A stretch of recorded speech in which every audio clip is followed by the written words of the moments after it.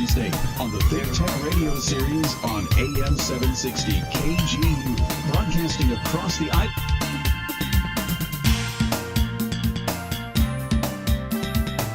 Yes, it's me. It's Jay Fidell's ThinkTech Hawaii, and here we are on Wednesday, a given Wednesday. And we're talking about, of course, we're talking about energy on Wednesday. I mean, that's sort of inculcated, right? Wednesday equals energy, right? Of course, you should think about energy all week long anyway, but Wednesday especially. Hawaii, the state of clean energy. And with me here today is my co-host, Sharon Moriwaki of the Hawaii Energy Policy Forum. Aloha. She's also the co-chair of the Hawaii Energy Policy Forum and a great co-host. We have Larry Newman, who's here from Hawaii Energy. He talks about efficiency every single week. You guys are so creative. You come up with this stuff. I don't know how you do it at 2 in the morning. It's amazing. What an organization. My regards to Ray Starling, of course, as usual. I'll pass on the word. Okay, and especially Jeff Mikulina from Blue Planet Foundation. And today's show is going to be myth-busting, like ghost busting, but myth-busting. Actually, the whole notion of myth-busting is taken out of that movie, Ghostbusters, right? You know, if you want to make something really ephemeral, like smoke, call it busting. Refers back to the movie. Anyway, so we're talking about myth-busting about solar, about PV solar, may I say this, in the view of the Blue Planet Foundation. Yeah, fair enough. Okay, you know, and so we get an idea where we're going on that. You may disagree, you know, with Jeff, and if you do, in fact, if you disagree or agree, either way, you can call if you dare. 296-5467. Okay, I'm calling on you people. Give us 2 hands clapping on these issues as we talk about these myths. And to get ready to talk about the myths, you know, to get intellectually warmed up for this discussion, Larry, it's up to you. What do you got for the negawatt moment this week, this Wednesday? We're going to warm up with solar thermal, actually solar hot water.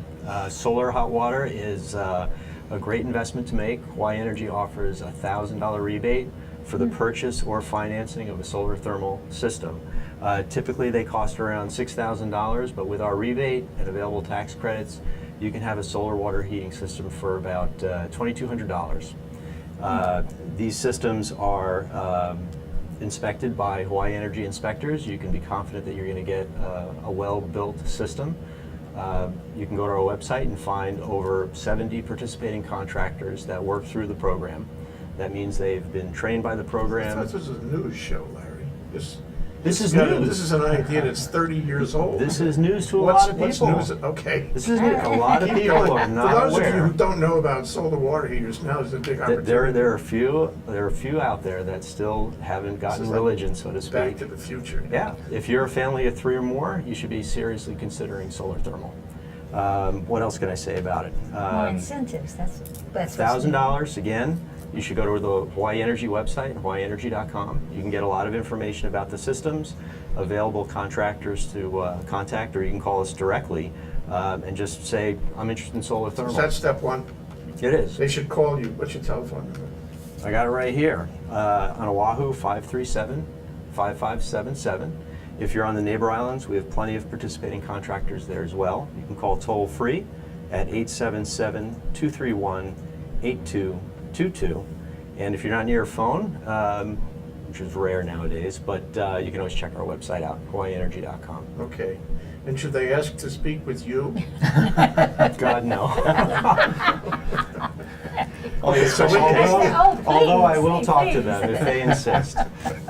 I got a phone too. So they make this call, and Hawaii Energy is going to advise them the steps to follow. Yeah, and it's really going to It's go. a painless package, right? It's not hard to do this. It's not hard to do. It's not hard to do.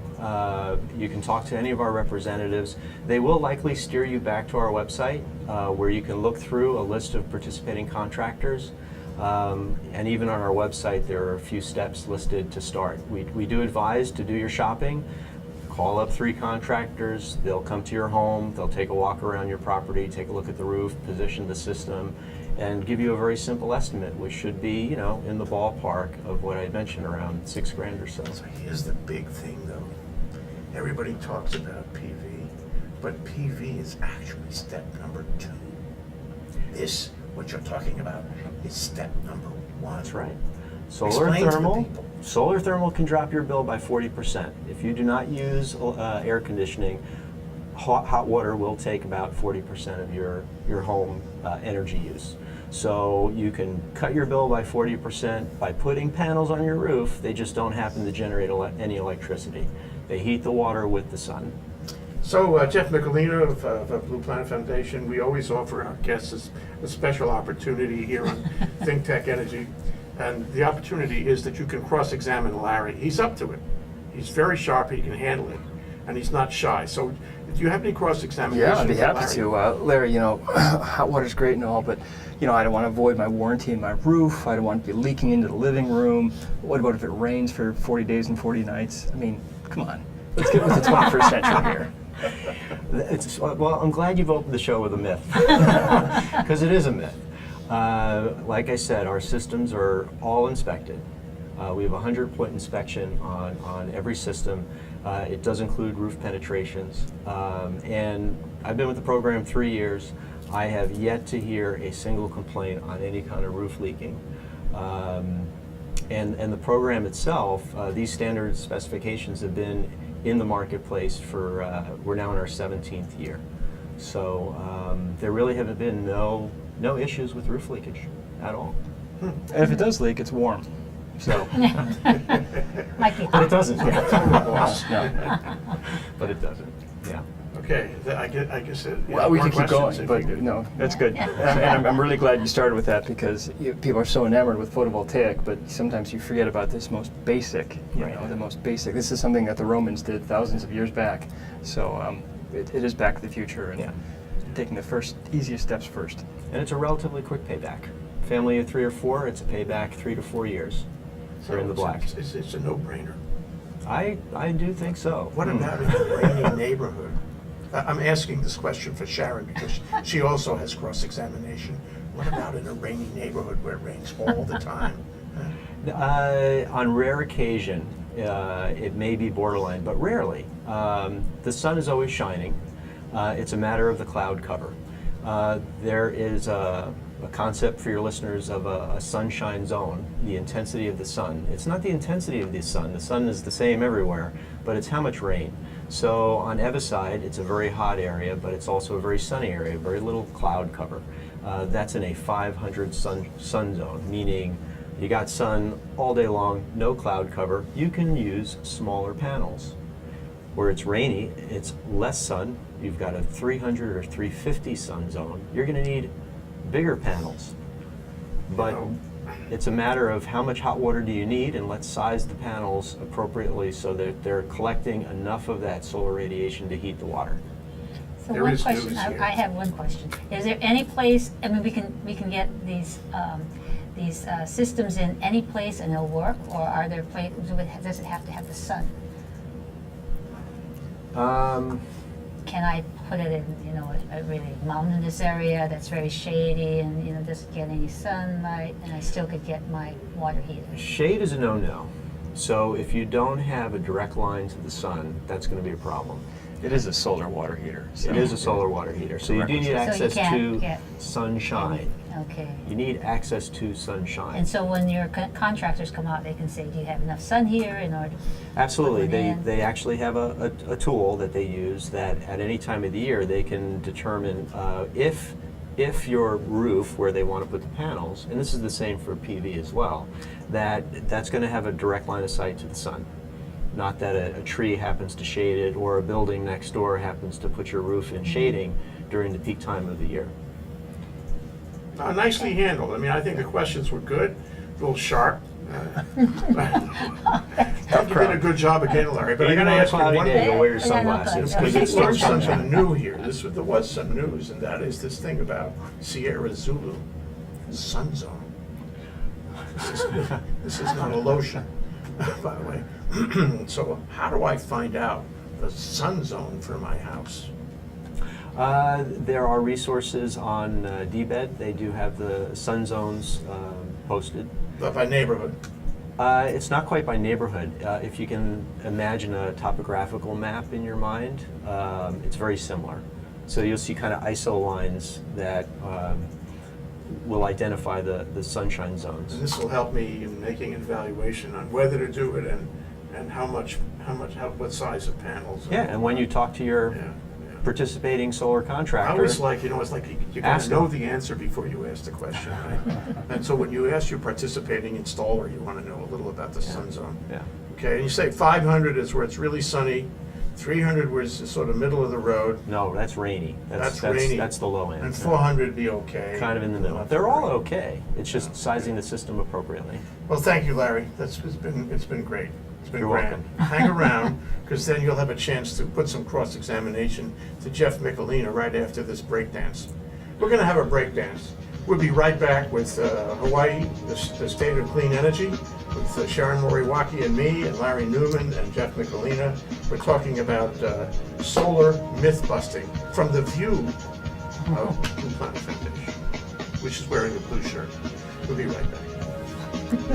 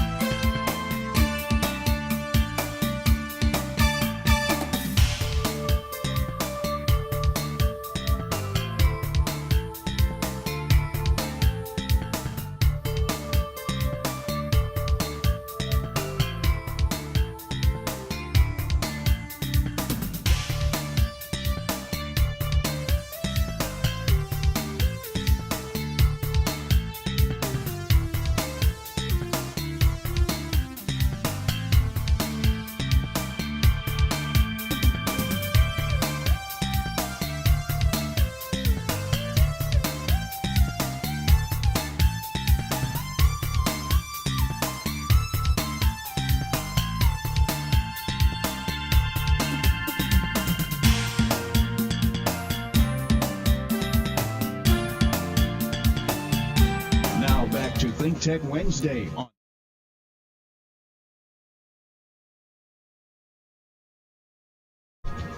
Thank you, Jack Waters. We're back, we're live, we're here on ThinkTech on Wednesday, Hawaii, the state of clean energy. We have Sharon Moriwaki, my co-host. We have Larry Newman, and we have Jeff Mikulina, our major guest.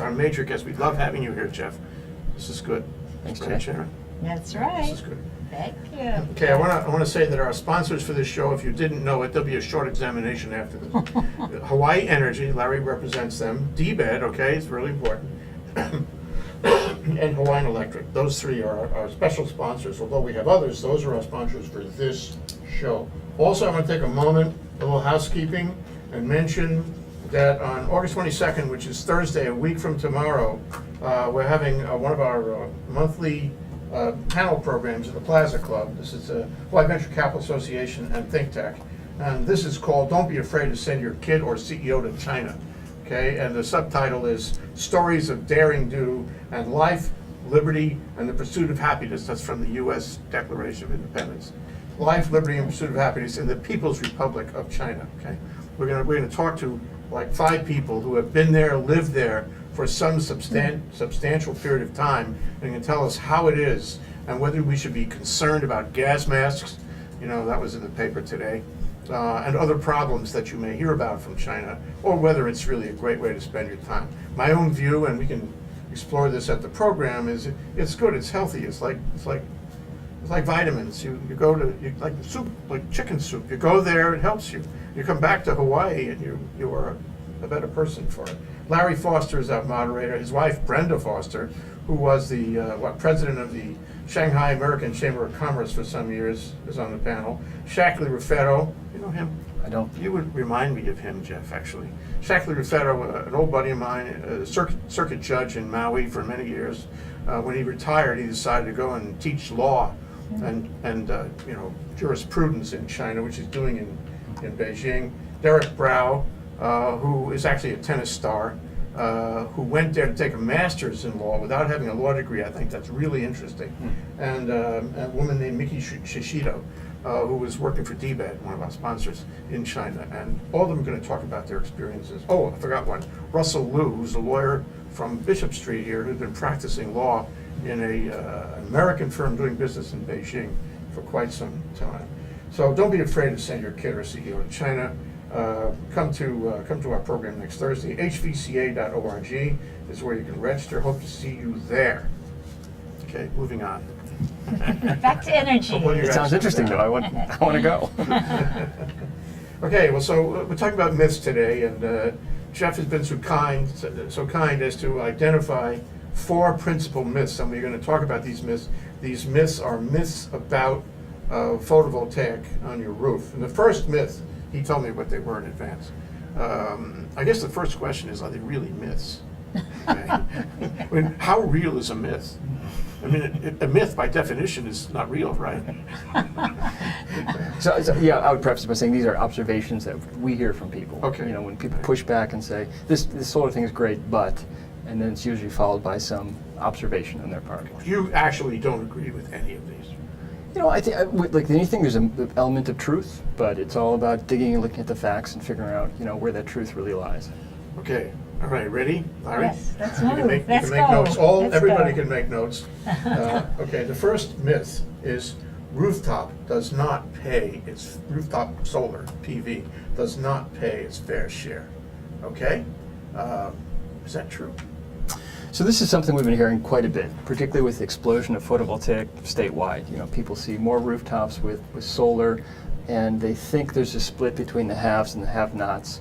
If they're essentially getting a $17 a month bill, which is what the rate is once you get rid of your whole load, the other folks might be carrying the share of paying for the grid and the O&M and everything else it takes to keep the lights on. So there's some comforting. It's seductive to think that must be true. I mean, it has to be true. But really, when you dig into the numbers, it tells a different story. And I think we would all benefit from really understanding those numbers better. We just took a look at 2012 and looked at how much energy was produced from photovoltaic systems, and how much of that was fed into the system and how much was consumed by customers. Because as it works in Hawaii, you get credits for the energy you push out onto the grid. Those credits roll over just like minutes in a cell plan up to a year. But after a year, reconciliation period ends, those are just given to the utility. And then those electrons are used by someone else essentially for free. I mean, it doesn't cost the utility anything once you gift those electrons. So in 2012, I want to make sure I get the number right, about 17 million in sales of these electrons that were surplus after the year reconciliation period from photovoltaic owners was pushed out into the grid. The utility claimed about 5 million. That's about 5 million more than it cost them to recoup the lost revenue from customers. So that's just a back-of-the-envelope sort of guess. It looks like more was pushed out onto the grid than it actually cost. I don't think we really know, and we really need to dig into this issue. Other places have done it. California did a study, or Cross-Border Energy did a comprehensive study in California looking at the net cost to customers. There are a lot of benefits from having distributed generation, less wear and tear in the system, obviously fuel cost savings from utility. But we really need to look at all the numbers and not just instinctively say, there must be some subsidy going Why on do we here. care? Well, we care Why because do we do this examination? as we see this growth, and it is exponential growth, even though there's some slowing down in industry. Still not that high a percentage of the total product. It's not yet, but just like any new technology adoption, I mean, that curve, you hit the inflection and it shoots up, and that's where we are. I mean, this is really a disruptive technology. So we want to make sure we get ahead of that and put policies in place to A, protect those who can't participate, or find tools to enable them to participate, and just make sure that we're really setting the right path, because Hawaii is the tip of the spear for this stuff. You mean the national sphere, maybe the National, global sphere. global sphere. I mean, some of the penetration, certainly for hot water, and that's a different animal, but solar hot water, highest per capita in the nation. Photovoltaic, I think number 2, number 3, but we should be number 1, and we see that trend. So let's make sure we get the rules of the road right, and understanding this fairness and who pays and how we structure it is really important. Okay, so a couple of tests on this, okay? Just make the crosshairs on it, right? And assume that everybody who has or doesn't have solar is paying this $17 connection fee. Now, the guys who don't have solar are paying for the guys who do have solar, isn't that true? And if you shrink down the number of guys who don't have solar to 1, That last guy. the last, is a heck of a bill. the last man standing was a great movie. The last man standing, he's going to pay uku bucks. So, and of course that's not going to happen. Something will change before we get there. But as you go down that path, it becomes to get unfair, because he's paying more and they're not paying a connection fee, or not paying anything beyond the connection fee. So what's your answer to that? I think it's fair to look at those boundaries, and that the boundary on that is certainly the last person, and everyone paying $17 I may a be the month. last person. Well, that's the lesson right there. Jump on before. But I think we need to look at reality, and reality is, we're at 5 to 7% today. And what is that cost, or what is that benefit to those who don't have solar from those who do? And to understand those numbers and really start to predict. But then we have to decide how do we go forward? What is the right number? In California, you spend $6 a month if you have a net meter system and you're off. You're getting rid of your connection load. fee. Yeah. In Hawaii, it's $17. What is the right amount? Let's figure it out. If it is $30, if it's I hear what you're $10. saying is that it should be more, but we don't know how much yet. We don't know, but we need to look at it. But this is also. It could be an algorithm, a formula. That would be Could a be. fair formula, based on, computers can do this, based on the actual experience. It could change every month, based on what's going on out there, how much is being sold back, how many people are on what side of the equation. So it could be, 50, 60, 70, who knows what. And the last man standing, if you follow that same formula, there's going to be a much higher connection fee for everybody else. So I guess what I'm saying is, inherent in your answer, Jeff, it seems to me that you are agreeing it could be, maybe soon should be higher than it is today. I'm not going to fall for that one. But I think we need to look at it. And the other thing that's putting pressure on this is we saw in the last couple of weeks some announcements from local companies selling home storage. Island Pacific was one of those companies, batteries. And we've talked about this for years, but it really looks like we're starting some major manufacturers providing products where What's the technology? people, most of it today is simple lithium-ion batteries, AA batteries that are in rows and rows, and just like a server in your home. Those are the same batteries that power the Tesla.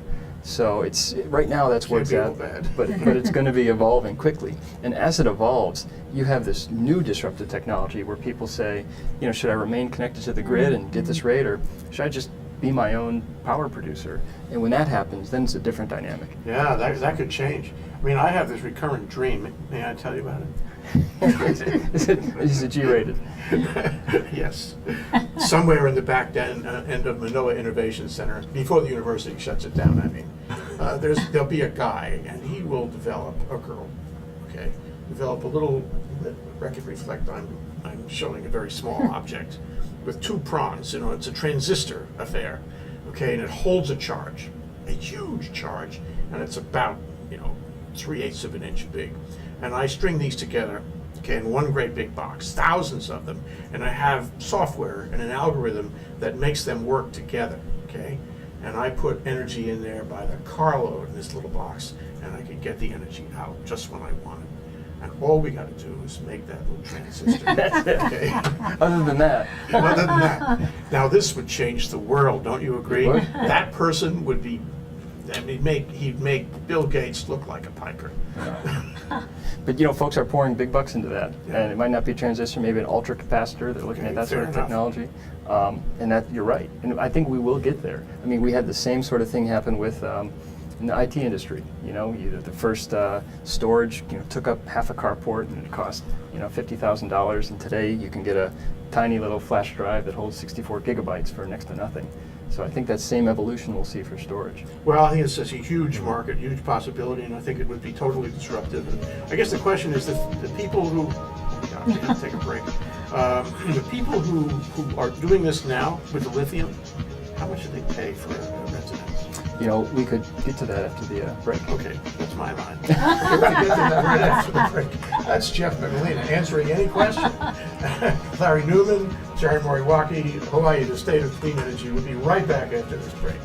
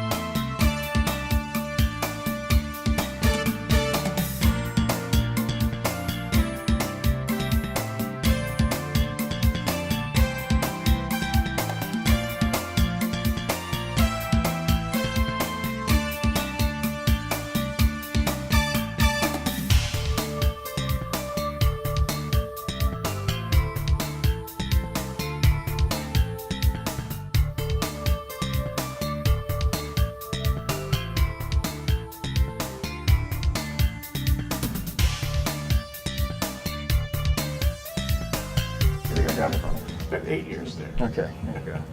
Yeah, we have a little sign in our studio here, but I'm not going to tell you on the air what it is. It's the same sign that they have in Hawaii Public Radio.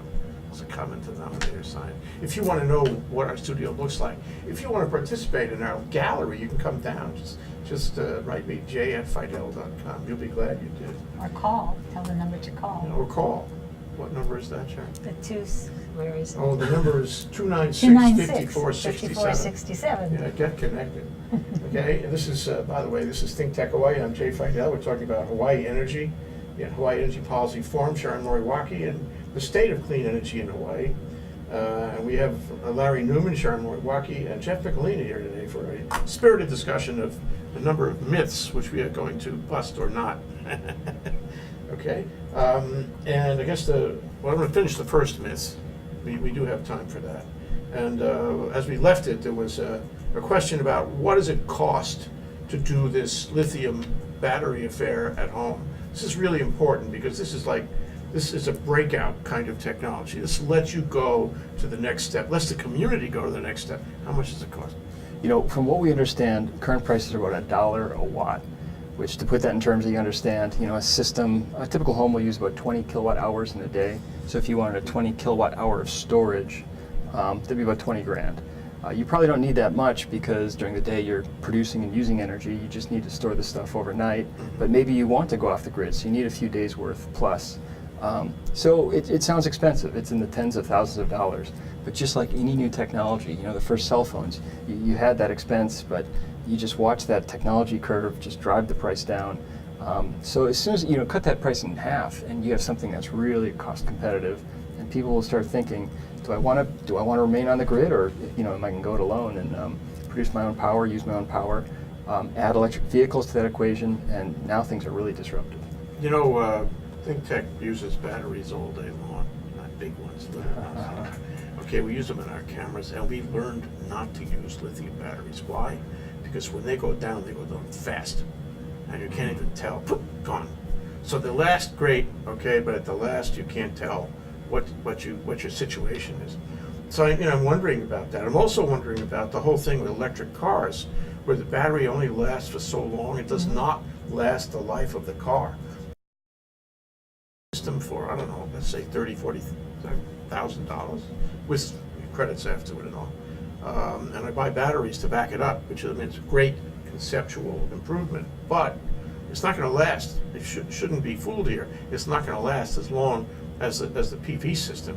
Somewhere along the line, probably, under current technology, you're going to have to replace it at what, 10, 20, 30? Well, we'll see. Again, the technology is changing so quickly. That's true. It could be. We could have those flux capacitors or your little transistor things that are widget thing, the which probably dielectric wouldn't have crystals. to be replaced at all. That's right. You want to go in on this? We can investigate. Okay. Anyway, so the other point just to make on this first myth, that is rooftop doesn't pay its share, is what about the notion that is now in place, namely the utility pays you under net metering pretty much the same as you pay it for a given kilowatt hour. And there's no spread for the utility, thus no motivation for the utility. And the question is, should that be changed going forward? I mean, what's your view of how we refine this whole system to make it work, on a ongoing, sustainable basis? Do we change that? Well, I think embedded in your question is some more myths, particularly about the motivation for the utility. It is. I know how you attorneys work, and some of that thinking is, what is the benefit to the utility? Last year they got millions in benefit from free electrons from photovoltaic owners. So there is a direct benefit there. But we're the first to say we all would benefit from a deep understanding of these numbers and see what the benefits are, what the costs are, what's the fair payment amount monthly and for that surplus electricity. Keeping in mind that you have this disruptive storage technology that could change things. So how do we make sure we don't create a system where we're pushing everyone off the grid and leaving it for the last person standing? So all of this, we really owe it to ourselves to do that deep analysis and understand what those numbers are. Okay, now my next question, and it's still on myth one. We're going to have to move a little quicker on myths 2, 3, and 4. But how do we make these decisions? I mean, I could go back to the drawing boards. Sharon and me and Larry, maybe all 4 of us, go back to the drawing boards, and we could come up with a formula, an algorithm, and plug it into a computer, and that'd be that. And in our view, it would be fair. But obviously, that's not the way things go. You have to discuss this for at least 27 years. You have to run it by legislative committee after committee.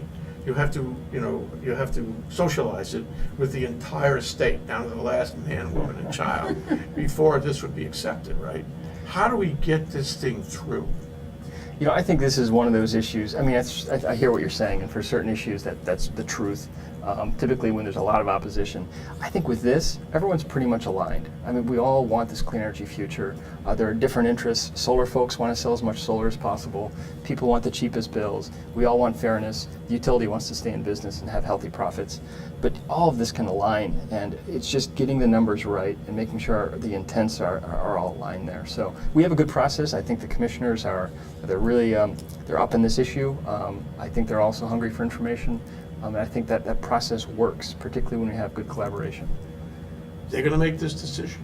I think actually with this issue, it could fall to the legislature. And then it's a slightly different animal, maybe less fact-based and more political-based. But I think we are mostly aligned on this issue and can... Is there somebody working on it right now?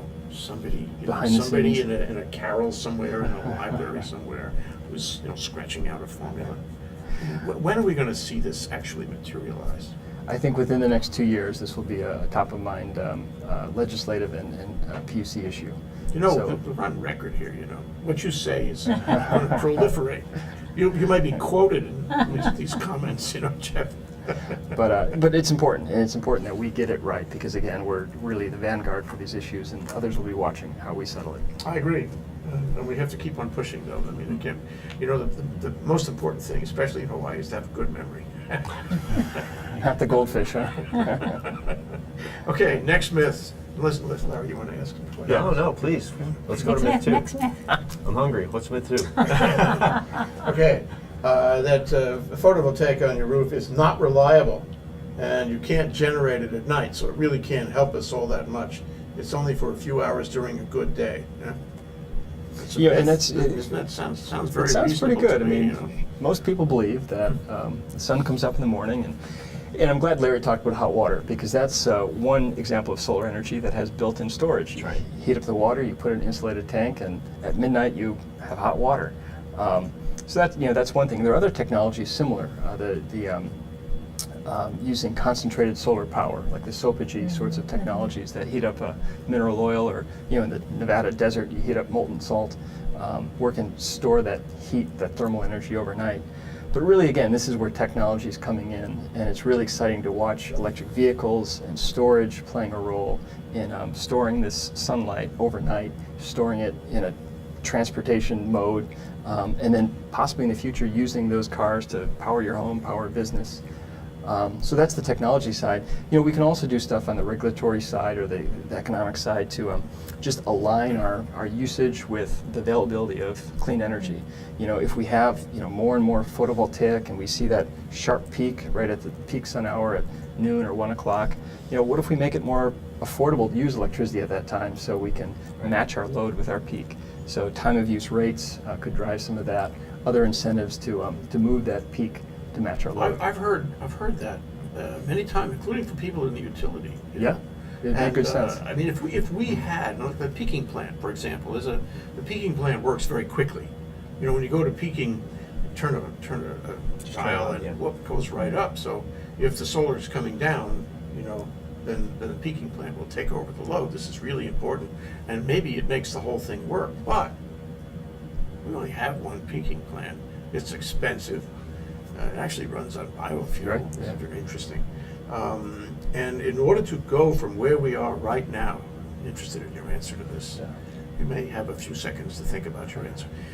If in order to go from where we are right now to a state full of peaking plants, that will handle the transition at sunset, for example, it's going to cost us, what did I say before, uku bucks times 10.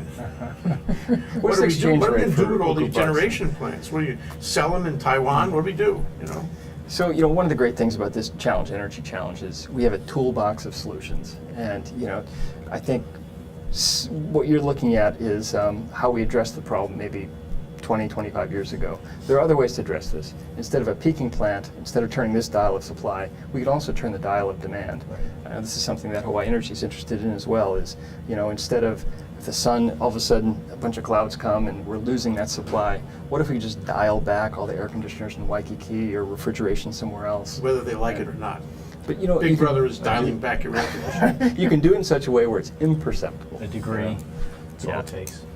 turning off the compressor of a fridge for... Guys talked before. Never met him. He seems like a nice person. Go ahead. So there are ways to address this challenge that don't necessitate building a lot of peaking plants. There might be some, and hey, a biofuel-powered peaking plant could fill in that gap. So could demand response. So could other, tools such as storage. So we have a lot of approaches to deal with those challenges of variable supply, and it's a legitimate problem. I mean, that's not a myth. We know that the sun goes down. We know we have clouds. We know that the wind dies down. So let's find 21st century approaches to dealing with it. I agree with you, but I would say that where we are right now and where we want to go in Nirvana land, where it all works with swell, is going to take some time, and it's going to take a lot of money, and it's going to, and in Hawaii, it's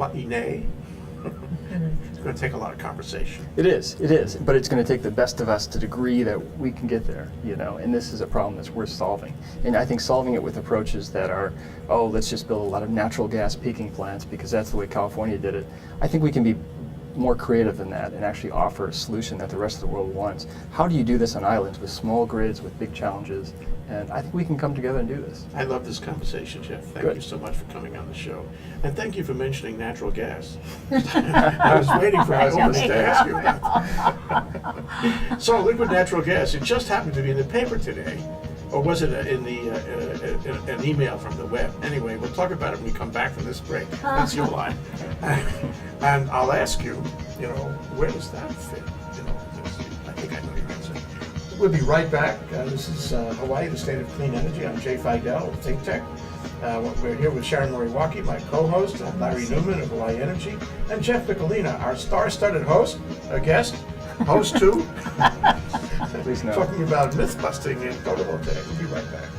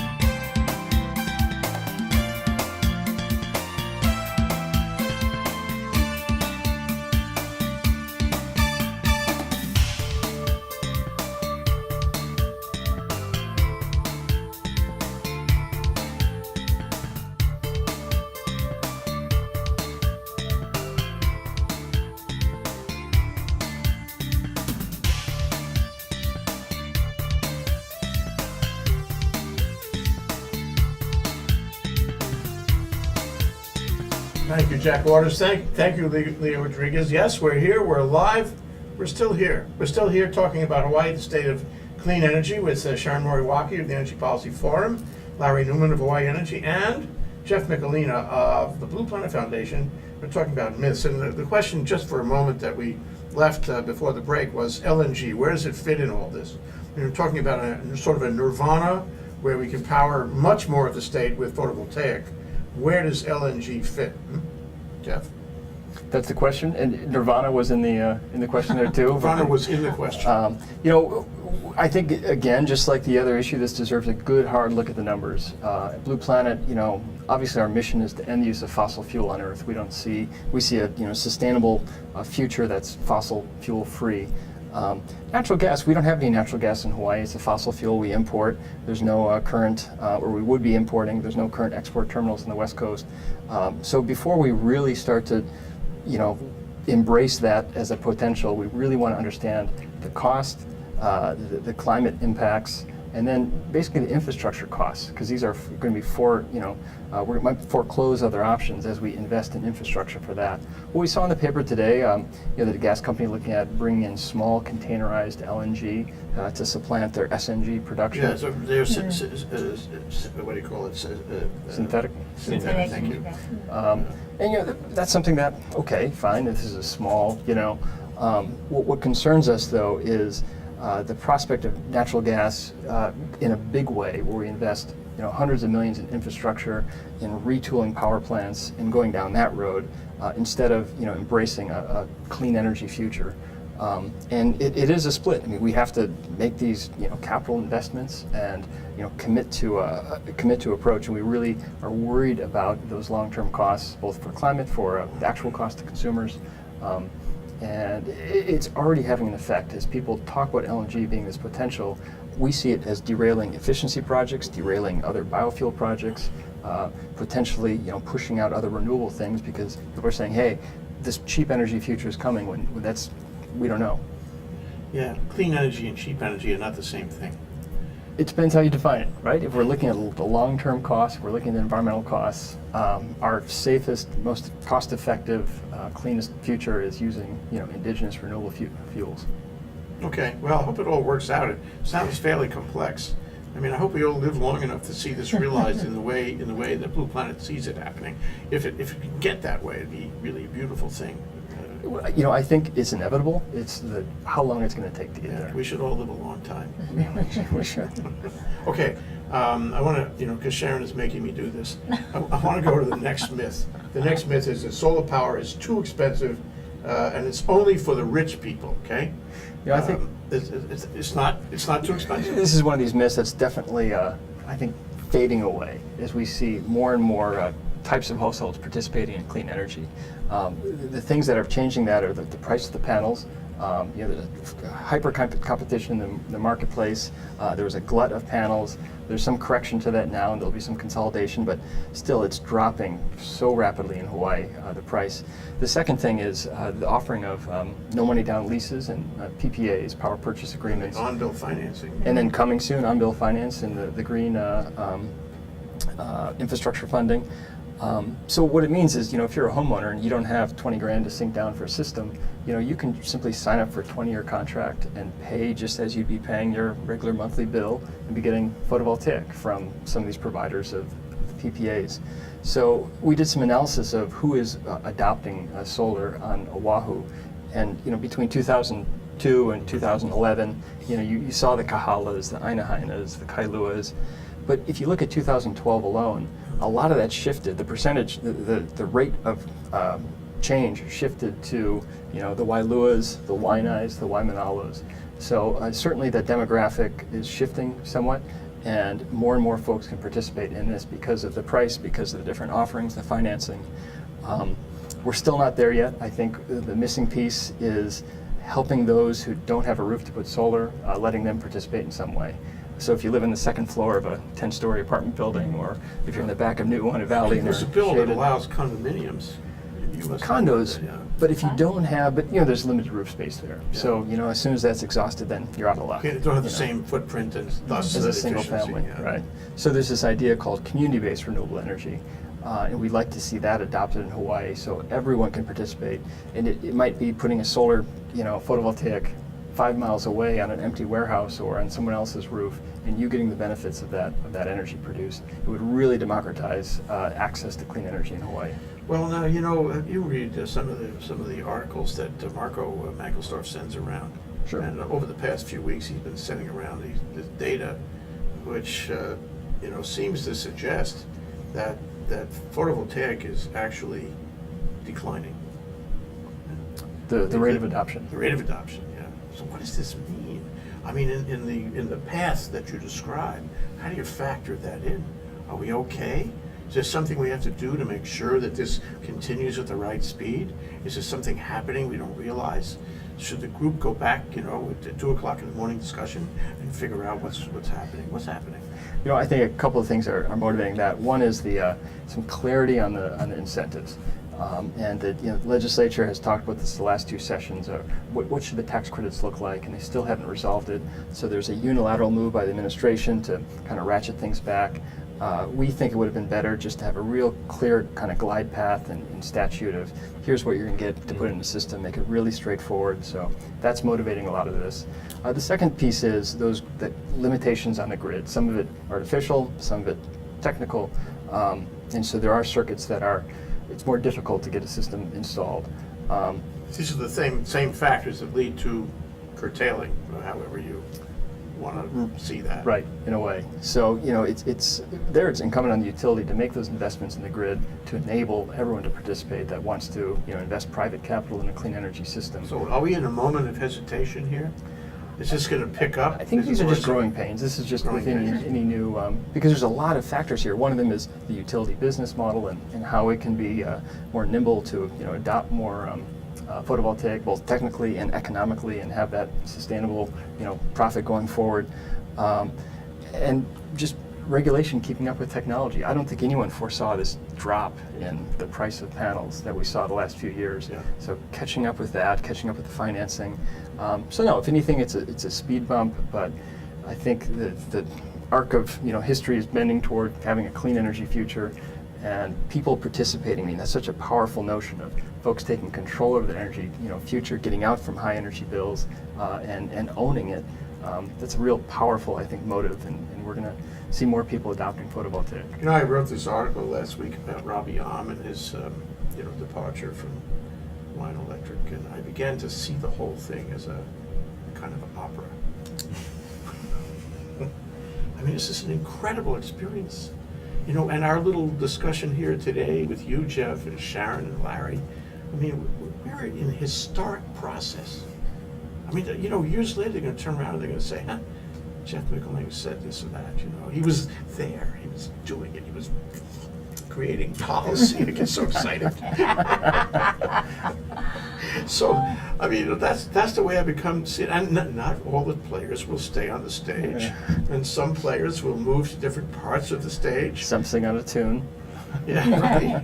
So, I mean, that's what I get out of this. We are all involved in a fantastic historic process, no matter how slow or how fast or what the exact end product is or exactly what mechanics take us there. Isn't it exciting? It is. Oh, yeah.